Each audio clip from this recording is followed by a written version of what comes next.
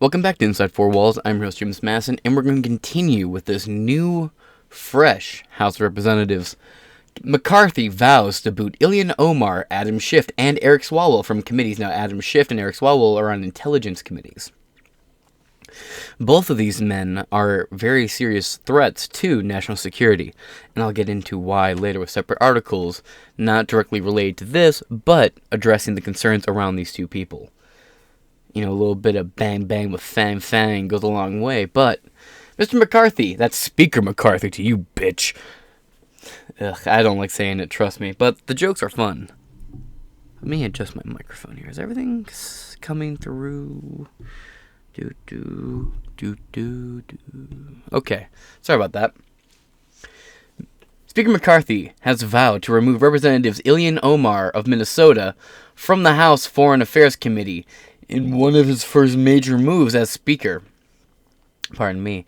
He also said he wanted to kick Representatives Adam Schiff and Eric Swalwell, both of California, from the House Intelligence Committees. We're going to move over here to the post-millennial. McCarthy to oust Ilhan Omar, Adam Schiff, Eric Swalwell from House of Representative or House Committee assignments. My apologies. Quote, "It's not like it's anything new. Remember, this is what Nancy Pelosi. This is the type of Congress she wanted to have. This is what Nancy Pelosi." That's a weird. So it's not just me being retarded. It's actually written that way. It's not like it's anything new. Remember, this is what Nancy Pelosi. This is the type of Congress she wanted to have, McCarthy said. It's just worded weird. From Roberto Wakerell Cruz yet again. My man. Let's continue. Kevin McCarthy will follow through on Republican threats to boot Democrat Representatives Eric Swalwell, Democrat from California, Adam Schiff, a Democrat from California as well, from the Intelligence Committee, and stop Ilhan Omar, Democrat from Minnesota, from serving on the Foreign Affairs Committee, the Daily Mail reports. Well, luckily for Ilhan Omar, her husband, same difference, will be there to hold her and get her through this hard time. Former Democrat House Speaker Nancy Pelosi stripped GOP Congresswoman Marjorie Taylor Greene, a Republican from Georgia, and Paul Gosar, a Republican from Arizona, making Mineral Mondays great again, by the way, from being on their committee assignments, with Republicans having warned Democrats that their decision by Pelosi would lead to setting a precedent of...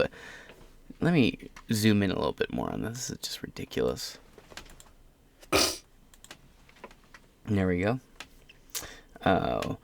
Warned Democrats that the decision by Pelosi would lead to setting a precedent of dictating who serves on what committees. Typically, Democrat minority leaders, Hakeem Jeffries, would give names to the committees for whom was to serve, and McCarthy would approve them. Now we have a little video here from Fox News. I just want to ask you really quickly about the news that just broke that Joe Biden, who's trying to put Donald Trump in jail for having classified documents at his home, also had classified documents at his office at the University of Pennsylvania. What do you make of this? Well, this is a huge story. It's very serious. As a matter of fact, Joe Biden conceivably stole those documents. What people need to understand is the President of the United States is the only one that can declassify documents, not the Vice President. For Joe Biden to steal documents and have possession of them, this is a serious investigation, and the communists at NARA can't hide it anymore. And Merrick Garland and the Department of Justice, they have to be held accountable if they don't treat Joe Biden exactly the same way they're treating President Trump. It's ridiculous and it's shameful. Merrick Garland is shameful. The fact he's the Attorney General is shameful, I would say. He should be impeached. Yes. At least. Congresswoman Marjorie Taylor Greene of Georgia, thank you very much for coming on today. Thank you, and go Dogs. All right, let's move on. McCarthy told Punchbowl News, quote, It's not like it's anything new. Remember, this is what Nancy Pelosi, this is the type of Congress she wanted to have. Swalwell can get a security clearance in the private sector. I'm not giving him one. I'm not giving him a government security clearance. He continued, Schiff has lied too many times to the American public. He should not be on Intel. I have a different reason for why he should be on Intel. After 15 rounds of voting on whether McCarthy would become Speaker, the next big task will be the committee assignments, as Democrats still intend to name Schiff, Swalwell, and Omar. McCarthy has vowed since 2021 to block the three from being on the respective committees.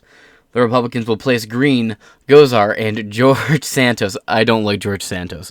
The dude is a lying, sleazy piece of shit.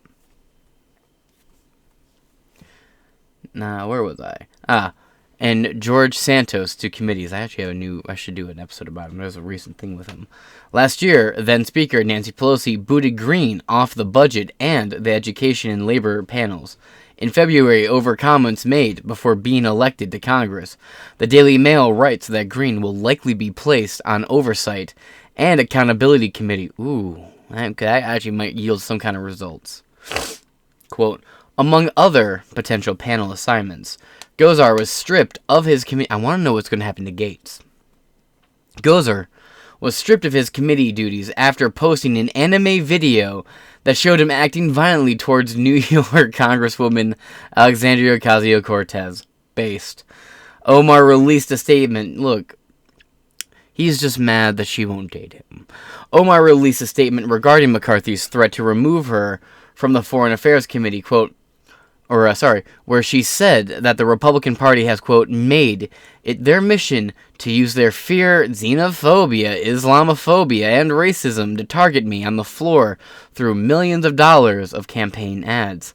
That's funny, says the actual anti-Semite. But alright, says the anti-Semite alleged brother humper. I don't quite buy your shit. And also, your God says the sun sets in a puddle of mud. That's almost as dumb as the shit the Mormons believe. Quote, whether it is Marjorie Taylor Greene holding a gun next to my head in a campaign ad, ooh, or Donald Trump threatening to send me back to my country, despite the fact that I have been a proud citizen of the United States for more than 20 years. Yeah, do you want to talk about how that green card got secured? You want to talk about how your brother's green card got secured? Ooh. This constant stream of hate has led to hundreds of deaths, threats, and credible plots against me and my family. Prove it, she said.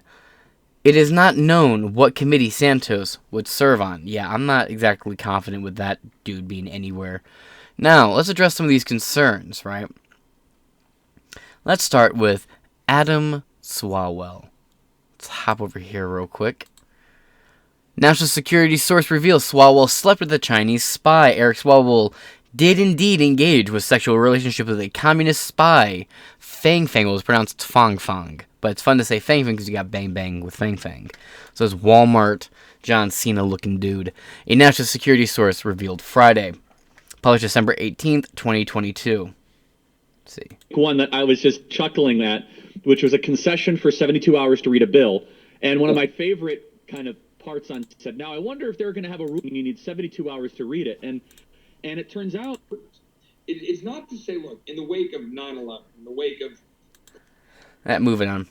Rep Swalwell did indeed engage in sexual relationships with a communist spy named Fang Fang, a national security source revealed Friday. A source on Capitol Hill confirmed to FDR-LST, that's somebody's username on Twitter, today, that Rep. Eric Swalwell had a sexual relationship with a communist Chinese spy named Fang Fang. The FBI finally briefed the congressional leaders today on the details of Fang Fang's international interactions with lawmakers on behalf of the communist China. Sean Davis, at Sean Davis, December 18th, 2022. The Federal Bureau's investigation finally briefed congressional leaders Friday on the details of Fang Fang's interactions with lawmakers. A source on Capitol Hill confirmed to the Federalist. A national security source told One American News Network, OAN, that Swalwell was briefed by the FBI, affirming that he slept with a Chinese agent who was reportedly under surveillance by the federal agency. Mind you, Eric Swalwell is on these intelligence committees. From Jack Posobiec, breaking national security source tells OANN, that Swalwell was briefed by FBI that he was sleeping with a Chinese agent. FBI had her under surveillance. While speaking to the press after the meeting, House Minority Leader Kevin McCarthy, what a different time, a Republican from California, declared that the discovery made it clear that Swalwell should not be on the House Intelligence Committee. Breitbart reported, quote, "I don't talk about what goes on inside there, but it only raised more questions. The one thing that was fundamentally answered, he should not be on Intel," McCarthy said, adding, quote, "The one thing I know for sure, I had questions about whether he should. That's the one question that was answered. He shouldn't be on Intel."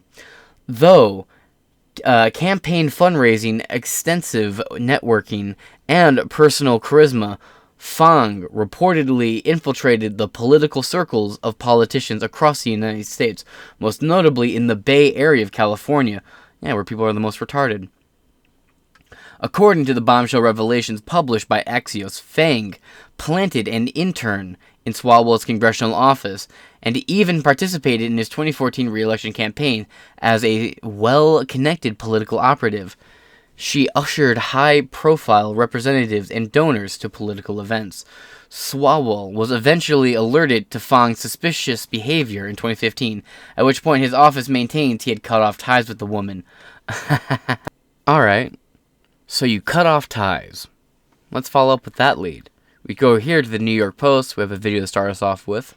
Is it time to boot him off that committee? And again, consider a law that says if you've profited off of or been manipulated by the Chinese government, how can you ever work in elected office again or for the government? Joining me now is House Minority Leader Kevin McCarthy. Congressman, people might not think committee positions are very important. It might seem like a very micro issue. But how important is this story vis-a-vis our relationship with China and what they're trying to do here? This is only the tip of the iceberg. Because remember what we're hearing.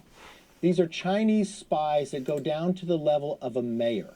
They court and help a city council member become a congressman. This congressman now gets on the Intel Committee. They are only selected from the Intel Committee by the leaders of their party, meaning Nancy Pelosi.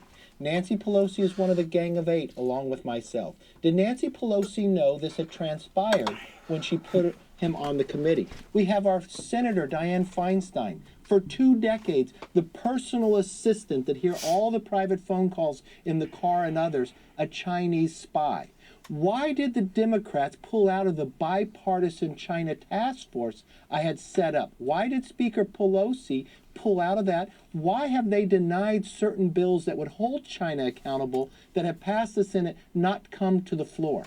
Why do they focus on Silicon Valley members of Congress? Why is he still on the Intel Committee, let known why is he still a member of Congress? Did Adam Schiff know, as chairman of that committee, that he had this problem? Remember what the Intel Committee gets: information that no other members are able to see. And remember what this member did. He was so preoccupied going after this president, he was not protecting our country from bad actors. When he questioned Comey, he literally set up the questionnaire of what happened to him. Oh, real quick, has nothing to do with it, but this is a fucking crazy video. You guys seen this shit? This OnlyFans model goes fucking ballistic and attacks her boyfriend. Wild, man. Look, I'm gonna teach you a valuable rule, right? Nigalations 1304, chapter 6, right? The book of the Great Street Prophets. If the bitch has an OnlyFans, fucking and leaving best be your only plans. Amen, breast be, XXS Sensacion on Ja. Let's go. Just look at this bitch. She's already dressed kind of hussy. She starts losing her shit. Homie was like, "Hey, damn, bitch, you need to chill." Look, brother didn't know what he was getting into, bro. He didn't know. He doesn't know about that white girl rage. He just saw some white skinny bitch with daddy issues and thought, "Oh, I'm gonna smash." Hey, and then he got his dick all dipped and crazy, bro. That's what you get. Look at that. Bam. Got you by the man buns, bro. Got you by them weird little fucking rat antennas. You got this bitch in a headlock, just chilling. Bam. It's good shit. It's entertaining. This Walmart LeBron looking motherfucker just trying to calm down this little angry ass white woman, bro. There's no calming her down. Up until that door is fucking open, you better either fucking keep your distance or knock this bitch out. There is no safety. She just spat on him. Ooh, it's good shit, man. Maybe I'll do an episode on this. It's a good culture war episode, I guess. There's a larger story to this. Like there's a whole investigation and everything.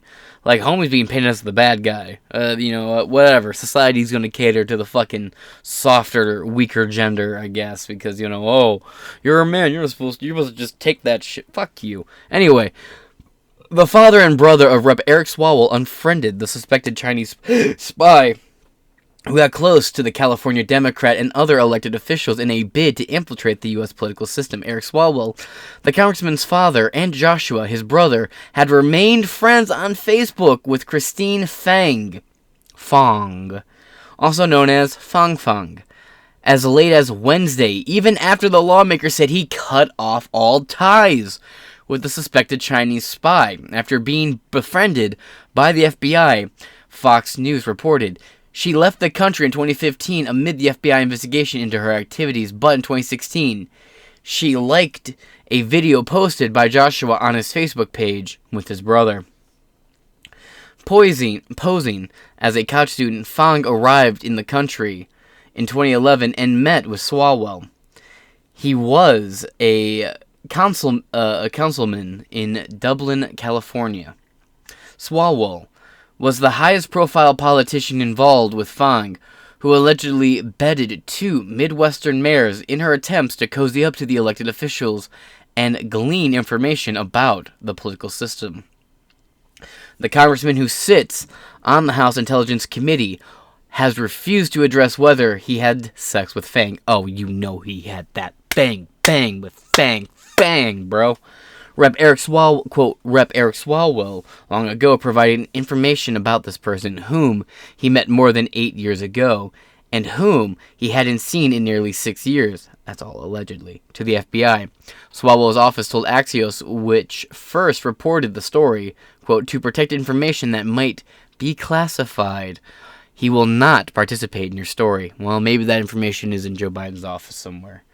Now that we've addressed why Eric Swalwell is untrustworthy and should not be on any fucking committees or panels, let's move on to Adam Schiff, shall we? Because he talked about Adam Schiff aligned to the American people as a reason to boot him off the committee. Now, pardon me real quick. And now, yeah, Adam Schiff lied through his teeth to the American people all the way through the Trump-Russia investigation and a sham impeachment and trial that wasted $40 billion of the U.S. taxpayers' dollars. Let's hop over here. This also crosses over to the Twitter files. Yay, the Twitter files.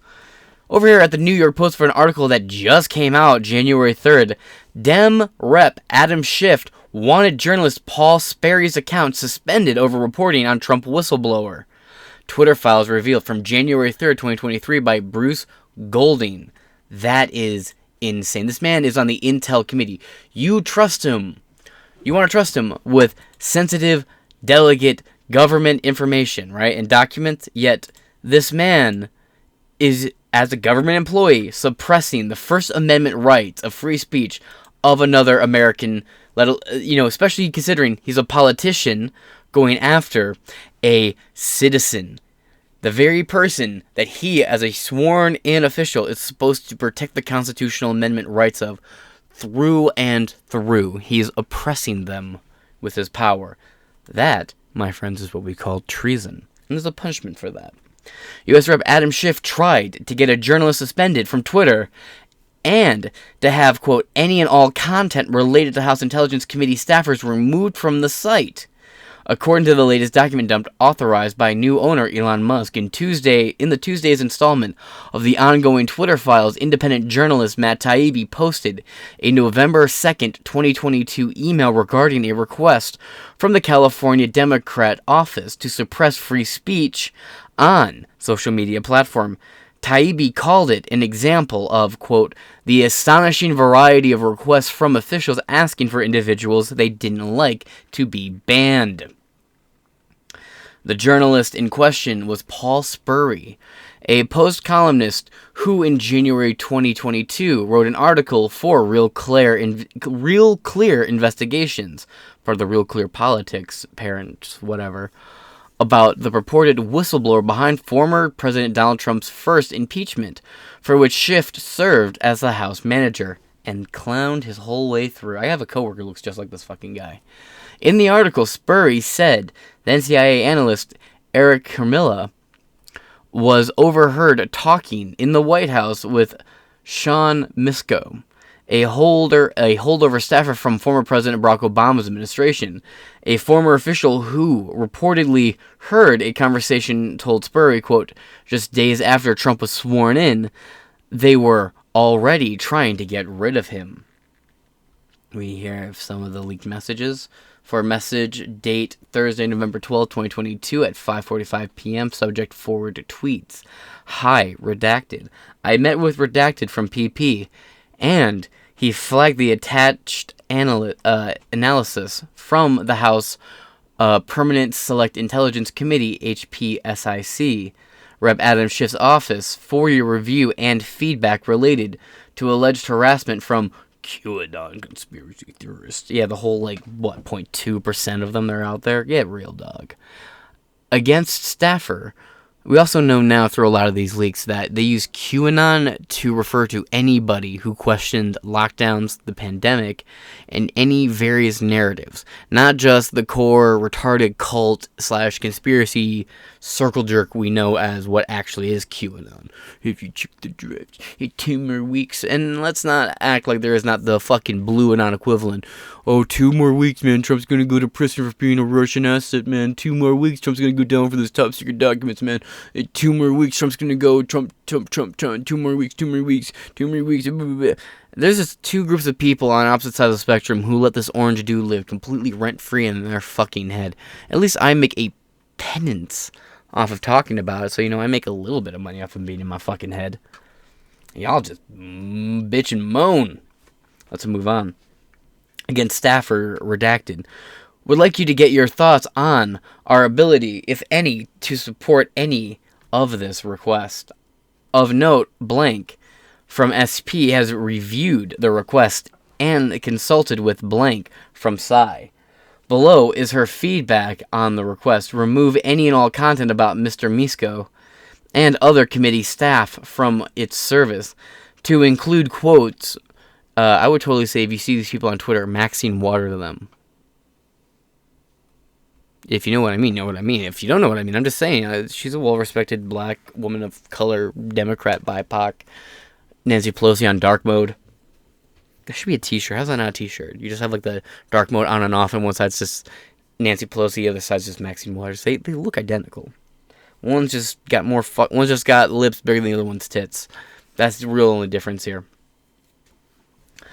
Anyway, to include quotes, retweets, and reactions to that content. And here's a response from the staffer whose vagina hurts. No, this isn't feasible. We don't do this. Suspend the many accounts, including at Greg Rubini and Paul Spurry, which have repeatedly promoted false QAnon conspiracy theories. I can guarantee you Paul Spurry has not. And harassed blank. We'll review these accounts again, but I believe blank mentioned only one account qualified for suspension. Suppress any. They even say it. Suppress any and all search results about blank and other committee staff. No, we don't do this. If it is related to QAnon, it should already be de-amplified. Stop the spread of future misinformation on Twitter about Redacted and other committee staff who are not public figures. If you're working in the government, you're a public figure, dude. Fuck you. And who were not central actors in impeachment inquiry or the 2020 presidential election. No, we don't have the general misinformation policy label and reduce the visibility of any content about Redacted that Twitter does not remove for the reasons cited above. No, we don't do this. Yes, you do. Come on now. Misko later left the White House and join the Intelligence Committee, which Schiff chaired, Sperry reported. The email posted by Taibbi shows that Schiff's office asked Twitter to take 5 specific steps that an unidentified company employee said were, quote, related to alleged harassment from QAnon conspiracy theories. Ooh. We'll send the shaman after you. They included, quote, remove any and all content about Misko and other committee staff from its service to include quotes, retweets, and reactions to that content. In response, another unidentified Twitter employee wrote, quote, no, this isn't feasible, we don't do that. Schiff's office also asked for suspension of, quote, the many accounts including at Greg Rubini and Paul Sperry, which have reportedly or repeatedly promoted false QAnon conspiracies and harassment. Someone whose name is blacked out. The Twitter employee responded to that by writing, quote, we'll review these accounts again, but I believe name blacked out mentioned is the only one actually qualified for suspension. In an email today, Sperry told the Post, quote, I have never promoted any QAnon conspiracy theories, ever. Not on Twitter, not anywhere. Yeah, that shit should be kicked out the door and mocked. Quote, Schiff was just angry. I outed his impeachment whistleblower and tried to get me banned. He said, I, quote, challenged Schiff to produce evidence to back up this defamatory remark to Twitter. Sperry also said, quote, this is a... I had to look that up. Never heard that word before. Quote, this is a scurrilous smear, but par for the course from the unscrupulous Chairman Schiff. Scrupulous. Interesting word. In August, Sperry told conservative commentator Glenn Beck that he was permanently suspended from Twitter in the wake of the FBI's search of Trump's Mar-a-Lago club in Palm Beach, Florida. Quote, they kicked me off the day after Trump's home was raided, and I was in the middle of tweeting more about the raid, and I got a message popping up saying I was permanently suspended. No reasons were given, he said at the time. On Tuesday, Sperry suggested that Schiff may have been behind that move, saying, quote, looks like Schiff's office intentionally got friction from Twitter gatekeepers. Still, I was banned just a few months after this request. Quote, were there subsequent demands from Schiff may explain why Twitter never gave me the reason for banning me. He added, I can relate to that.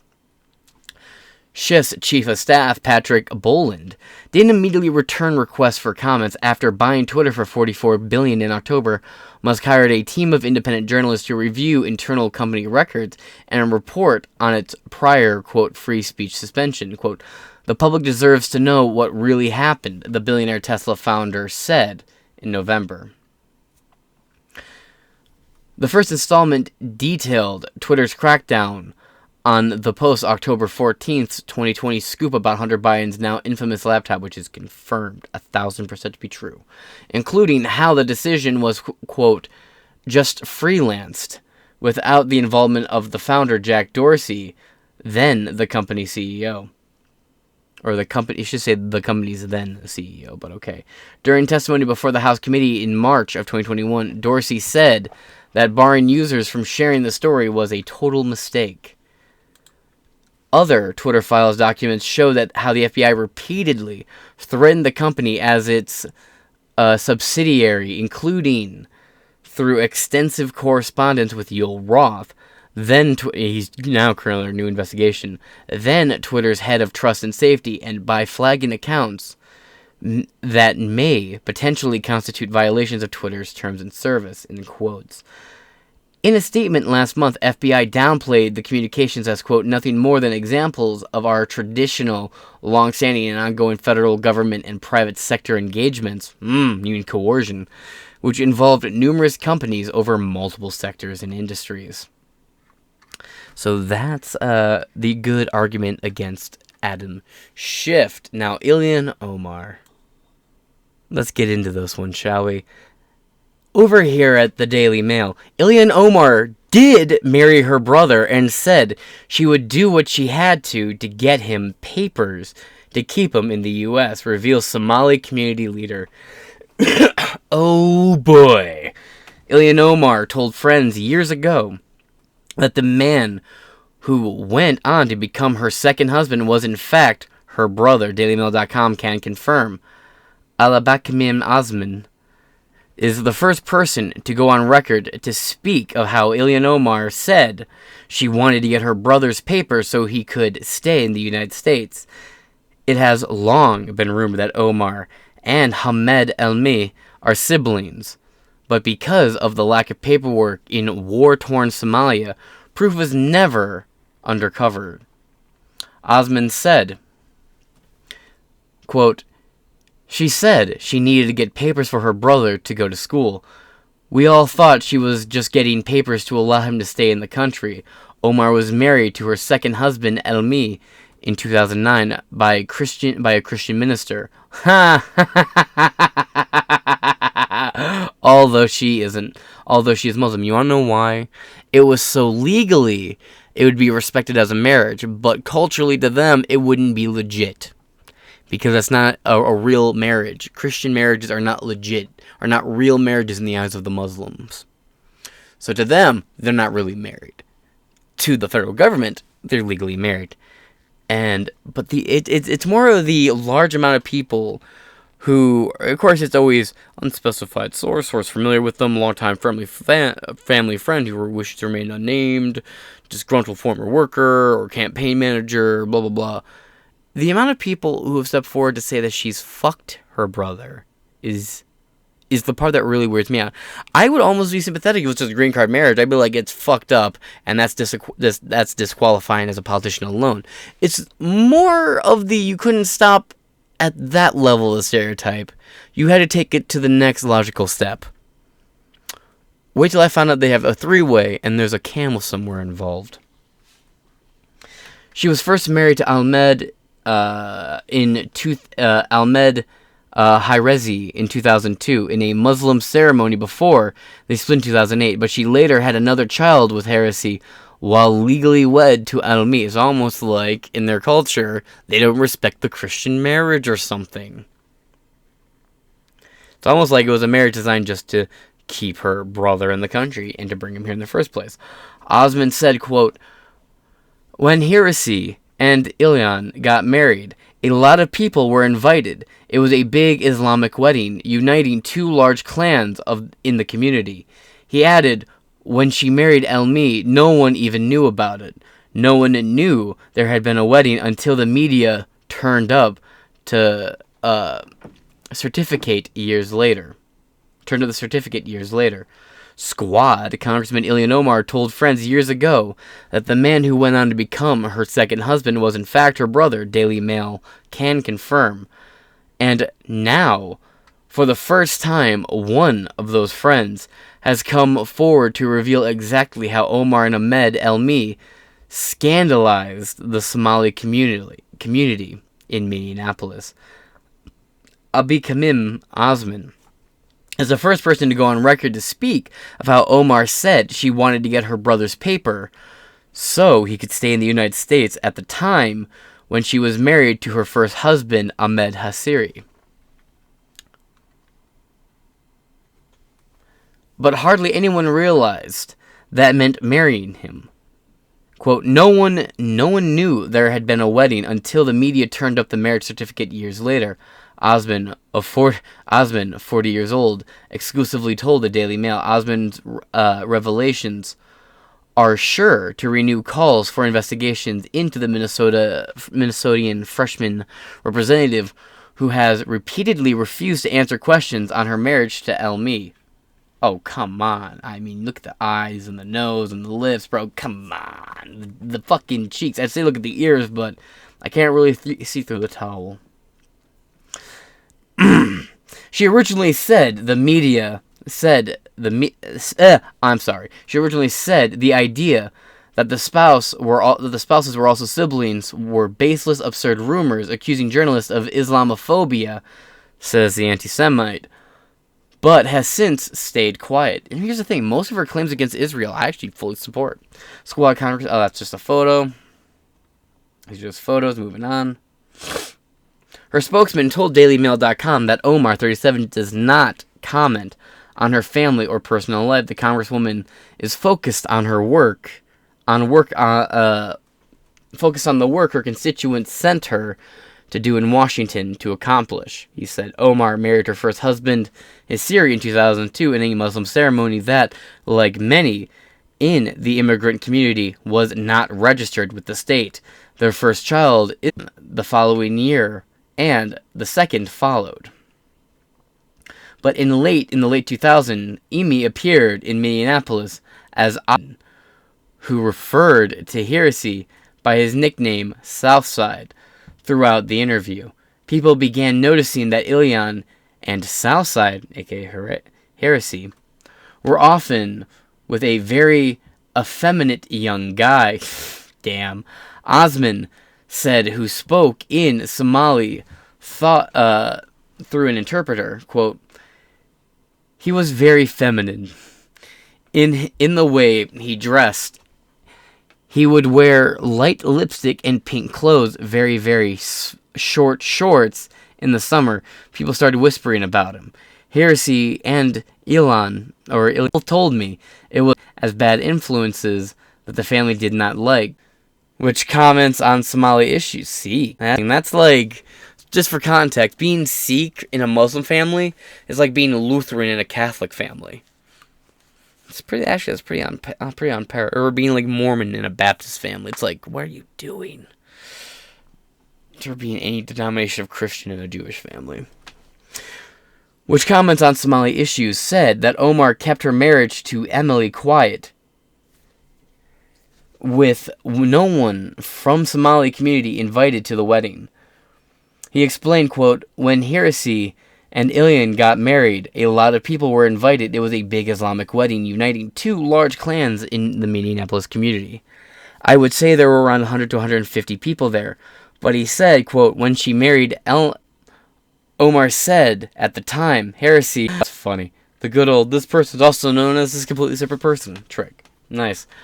Among Somalis, quote, he was a footballer. He promoted a lot of Somali shows. He was very popular. So the scandal about Harry's brother-in-law more than Ilian's brother. It has long been rumored that Omar and Elmi are brothers and sisters. But because of the lack of paperwork, siblings appeared on a website, the Somali Pot, in 2016. It said Elmi, 34, as soon as Ilian Omar married him, he started university at her alma mater, North Dakota State University, where he graduated in 2012. Shortly thereafter, he moved to Minneapolis, where he was living in a public housing complex, and was later faces up to 5 years in jail and 5 fines up to $250,000. Elmi and Omar married on union was never recognized by law. They lived address in Columbia Heights, a suburb on the north side of the city. The marriage. Elmi and Omar, sorry, my system crashed for a second. Elmi and Omar said they lived together at an address in Columbia Heights, a suburb of the north side of the city. Whew. Their marriage was conducted by a Christian minister, Walika Harris. When the DailyMail.com approached her last year, she would not discuss the ceremony or why a Muslim couple would have asked her to marry them. Yeah, that should have been a bit of a red flag. Jews don't respect Christian marriages. So the fact that a Muslim couple got married under a Christian system is a little weird. You had to give them a big ol' fucking smooch, but I hear you actually enjoyed it. Now, she and her husband, Marcus, run the Great and Mighty Works Ministries in Richfield, Minnesota, which is described on its Facebook page as a non-denominational Bible-believing, Bible-teaching, and Bible-living ministry that believes in the living example of Jesus, the appointed one. That sounds like a Ilhan Omar's ex-husband has remarried just 37 days after his divorce from the Minnesota representative was finalized. Ahmed Hersi, the father of Ilhan's 3 children, has tied the knot with pediatric nurse Laden Ahmed. And get this, Laden even worked on Ilhan's campaign. Kayla Brantley joins us now from our New York newsroom. Kayla, what else can you tell us about this whirlwind marriage? Well, Jesse, Ahmed Hersi and Laden Ahmed were joined in a faith-based union in a Somali apartment.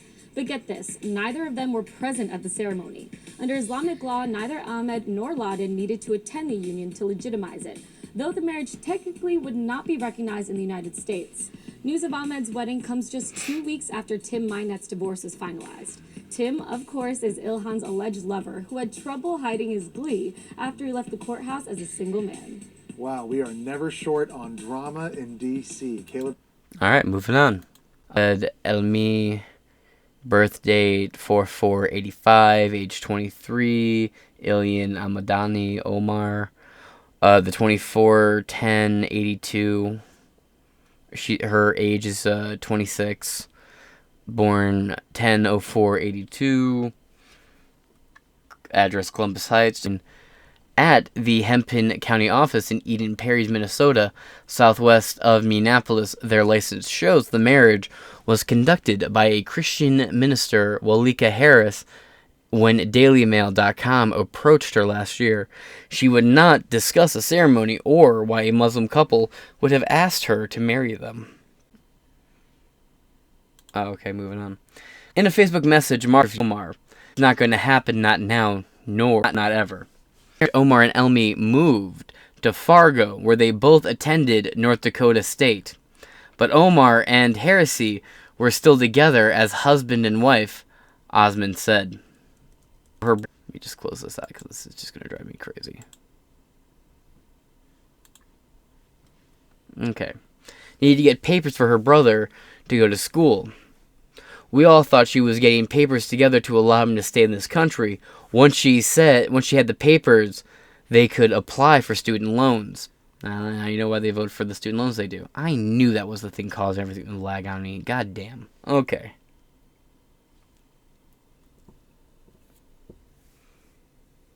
Let's see. They both moved to North Dakota to go to school, but she still married to Hersi in the Somalia way. The only marriage that mattered was the one in the mosque. That's what I've been saying. Ilian came back to Minneapolis all the time to see her family, but her brother didn't come with her. Osmond believes Elmi and Omar sought out someone outside of the Somali community to conduct the ceremony because an imam would have known they were related. Okay. I assume that's like their version of a priest, an imam. And would have refused to marry them. Osmond, who is confined to a wheelchair after contracting polio before he moved to the United States, that sucks, in 2004, said he got to know Hersi well in his first few years in Minneapolis. They are the same age, both having been born in January 1980. They originally met when Hersi was working in a barber shop and when they both regularly ate at the now defunct Indian Ocean restaurant. When Hersi opened his own business, Urban Hookah,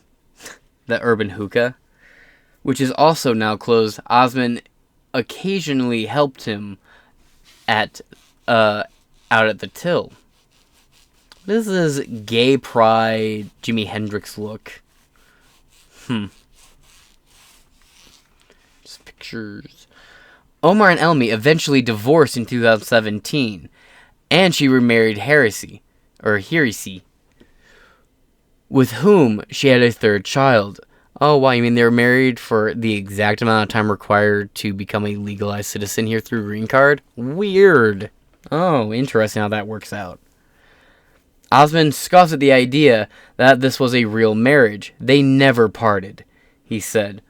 But last year, she moved out of the family home and into a luxury penthouse apartment with a trendy mill district of Minneapolis. Oh, I wonder where all that money came from. FTX and Sam Bankman-Fried and Ukraine money laundering. That's where all the money came from. But last year she moved, I read that part, DailyMail.com then revealed that Omar was having an affair with her chief fundraiser, Tim Minett, a married father of one whose company received more than $500,000 from a campaign last year.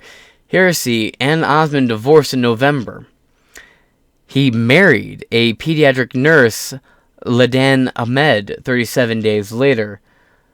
Minett and his wife, Beth Jordan, divorced in December. During the hearing in a Washington, D.C. courtroom, Jordan attempted to read out a statement about her husband's affair with the congresswoman, but was cut short by the judge.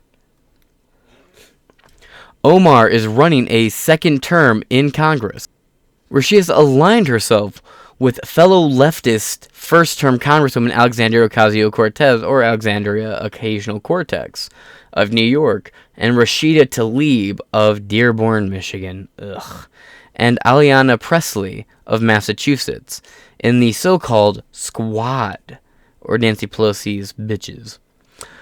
She faces 3 opponents in the Democratic primaries to be held in August. She's still in there. She won re-election. It's said and done, but now she's off her committees. And now that we've come to the end of this article, it probably starts to make a little bit of sense as to why people demanded that these 3 scummy, bottom-feeding pieces of shit be removed from their committees. I didn't think it would actually happen, and the fact that it is happening blows my goddamn mind. So that being said, this concludes the latest episode of Inside Four Walls. I've been your host, James Madison, and I shall catch you guys later. Deuce.